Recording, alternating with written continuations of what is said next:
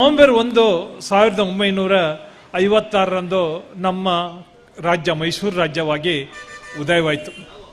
ಅದಕ್ಕಿಂತ ಮುಂಚೆ ನಮ್ಮ ಈ ಕರ್ನಾಟಕ, ಈ ಮೈಸೂರು ರಾಜ್ಯ, ಆಗಿನ ಮೈಸೂರು ರಾಜ್ಯ ಮಹಾರಾಷ್ಟ್ರ, ಮುಂಬೈ ಕರ್ನಾಟಕದಲ್ಲಿ, ಹೈದರಾಬಾದ್ ಕರ್ನಾಟಕದಲ್ಲಿ, ಮದ್ರಾಸ್ ಕರ್ನಾಟಕದಲ್ಲಿ ಹಾಗೂ ಕೇರಳದಲ್ಲಿ ಇತ್ತು. ಈಗ ಅದು ನಮಗೆ ಸಿಗಲಿಲ್ಲ ಬಿಡಿ.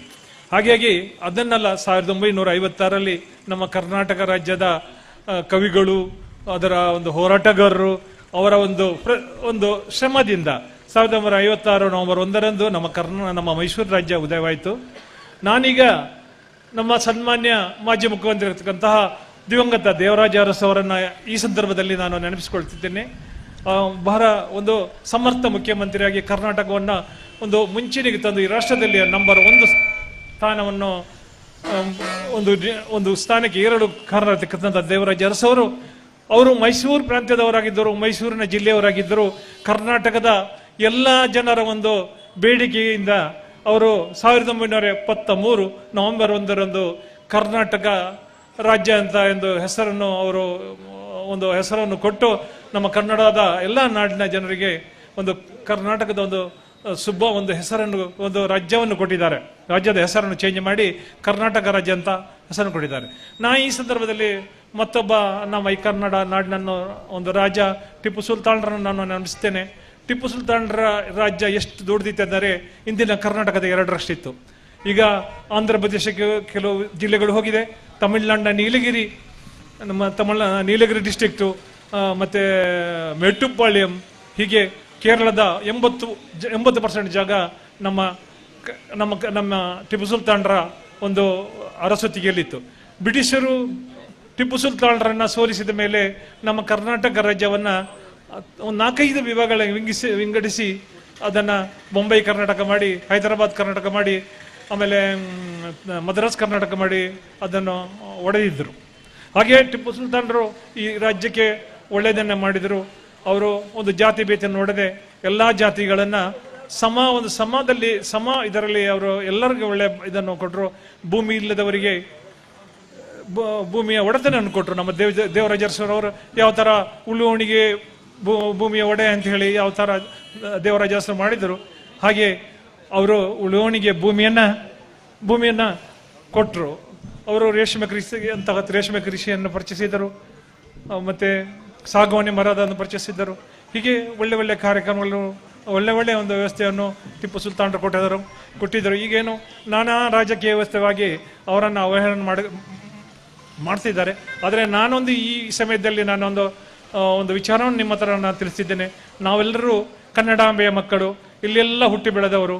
ನಾವು ಎಲ್ಲರೂ ಅಣ್ಣ ತಮ್ಮಂದಿರಿಗೆ ಬಾಳಿ ಬದುಕಬೇಕು. ಪರಸ್ಪರ ಕಷ್ಟದಲ್ಲಿದ್ದರೆ, ಆತನಿಗೆ ಅನ್ನಕ್ಕೆ ಕಷ್ಟ ಇದ್ದರೆ, ಅಥವಾ ರೋಗಿಯಾಗಿದ್ದರೆ, ಅವನಿಗೆ ಯಾವನೇ ಜಾತಿ ಆಗಿರಲಿ, ಅವನಿಗೆ ನಾವು ಸಹಾಯಧನವನ್ನು ಕೊಟ್ಟು ಸಹಾಯವನ್ನು ಮಾಡಿ ನನ್ನ ಅಣ್ಣ ತಮ್ಮಂದಿರಿಗೆ, ಅಕ್ಕ ತಂಗಿಯರಿಗೆ ಅವನು ನೋಡಿಕೊಂಡು ಈ ಕರ್ನಾಟಕದಲ್ಲಿ ಸುಖ ಸಂತೋಷದಲ್ಲಿ ಬಾಳಿ ಬದುಕಿದರೆ ತಾನೇ ನಮ್ಮ ಕನ್ನಡಾಂಬೆ ಅವರು ಕನ್ನಡನ ಖುಷಿ ಪಡ್ತಾಳೆ. ನಾವು ಯಾವಾಗಲೂ ಕಚ್ಚಾಡಿದರೆ ಆ ಜಾತಿ ಈ ಜಾತಿ ಅಂತ ಹೇಳಿ ನಾವು ಕಚ್ಚಾಡಿದರೆ ನಮ್ಮ ಈ ಕರ್ನಾಟಕ ರಾಜ್ಯ, ನಮ್ಮ ಮಾತೆ ಒಪ್ಪಿಕೊಳ್ಳುವುದಿಲ್ಲ. ಅವರು ವಿಷಾದವನ್ನು ವ್ಯಕ್ತಪಡಿಸಿದ್ದಾರೆ. ಆದ್ದರಿಂದ ನಾನು ನಿಮ್ಮೆಲ್ಲ ಭಿನ್ನವಿಸ್ತೇನೆ ಕಳಕಳಿಯಿಂದ. ನಾನು ಸ್ಕೂಲು ಟೀಚರ್ ಮಾಸ್ಟರ್ ಹತ್ರಗಳು ನಾನು ಹೇಳ್ತಿದ್ದೇನೆ, ನೀವು ನಮ್ಮ ವಿದ್ಯಾರ್ಥಿಗಳಿಗೆ ನಾವೆಲ್ಲರೂ ಒಂದೇ, ನಮಗೆ ಜಾತಿ ಭೇದ ಬೇಡ.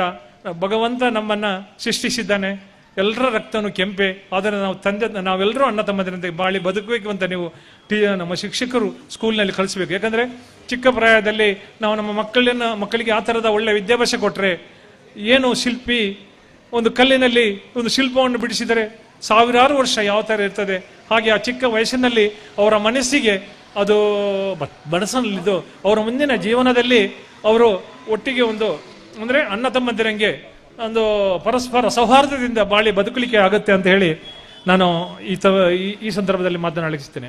ನಮ್ಮ ಈ ಕನ್ನಡಕ್ಕೆ ಸಾಧಾರಣ 2000 ವರ್ಷದ ಇತಿಹಾಸಗಳಿದೆ.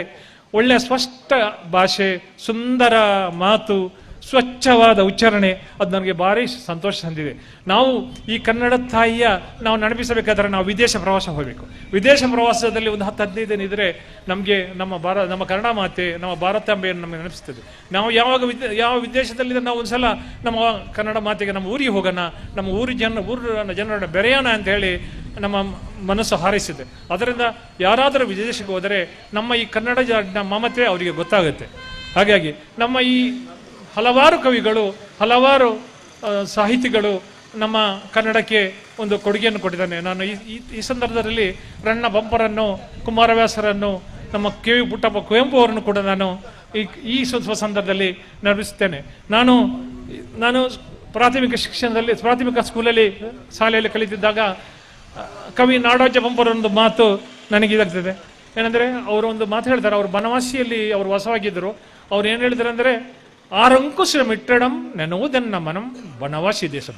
ಹಾಗೆ ನಾವೆಲ್ಲರೂ ಹೇಳಬೇಕು, ಆರಂಕುಶ ಇಟ್ಟಡಂ ನೆನವುದನ್ನ ಮನಂ ಕರ್ನಾಟಕ ರಾಜ್ಯವಂ. ಹಾಗಾಗಿ ನನ್ನ ಸ್ನೇಹಿತರೆ, ನಾನು ಜಾಸ್ತಿಯಾಗಿ ಮಾತಾಡ್ತಿಲ್ಲ. ನಾವೆಂದರೆ ಎಲ್ಲರೂ ಸುಖ ಸಂತೋಷದಲ್ಲಿ ಬಾಳಿ ಬದುಕಬೇಕಂತ ಹೇಳಿ, ನಾವೆಲ್ಲರೂ ಅಣ್ಣ ತಮ್ಮದನಿಗೆ ಬದುಕಬೇಕು ಅಂತ ಹೇಳಿ ನನ್ನ ಮಾತನ್ನು ಕೊನೆಗೊಳಿಸ್ತೇನೆ. ಎಲ್ಲಾದರೂ ಇರು, ಎಂತಾದರೂ ಇರು, ಎಂದೆಂದಿಗೂ ನೀ ಕನ್ನಡವಾಗಿರು ಅಂತ ಹೇಳಿ ನನ್ನ ಮಾತನ್ನು ಮುಗಿಸ್ತೇನೆ. ಎಲ್ರಿಗೂ ನಮಸ್ಕಾರ.